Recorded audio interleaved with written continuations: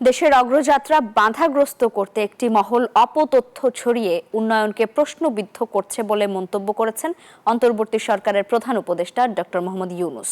এ সময় তিনি জাতিসংঘকে বাংলাদেশের পাশে দাঁড়ানোর আহ্বান জানান। রাজধানীর একটি হোটেলে আয়োজিত যৌথ সংবাদ সম্মেলনে জাতিসংঘ মহাসচিব অ্যান্তোনিও গুতেরেস বলেন, জাতিসংঘকে বিশ্বস্ত অংশীদার হিসেবে পাশে পাবে বাংলাদেশ। আরও বলেন, বর্তমানে বাংলাদেশ গুরুত্বপূর্ণ পরিবর্তনের মধ্য দিয়ে যাচ্ছে। বৃহত্তর গণতন্ত্র, ন্যায় বিচার ও সমৃদ্ধ ভবিষ্যতের স্বপ্ন দেখছে জনগণ। এর আমরা স্বীকৃতি দিচ্ছি। আন্তর্জাতিক সম্প্রদায়ের উচিত ন্যায়সঙ্গত, অন্তর্ভুক্তিমূলক এবং সমৃদ্ধ ভবিষ্যতের জন্য এই প্রচেষ্টাকে সমর্থন করা।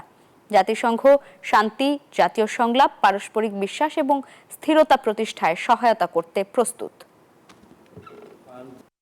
We agree on these fundamental things. We want to create new Bangladesh. We have no difference on that subject. All you see some shades of differences in how to make it happen.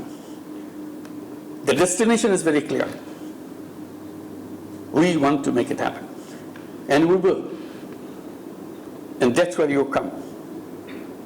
Give us your support. Openly, boldly, clearly.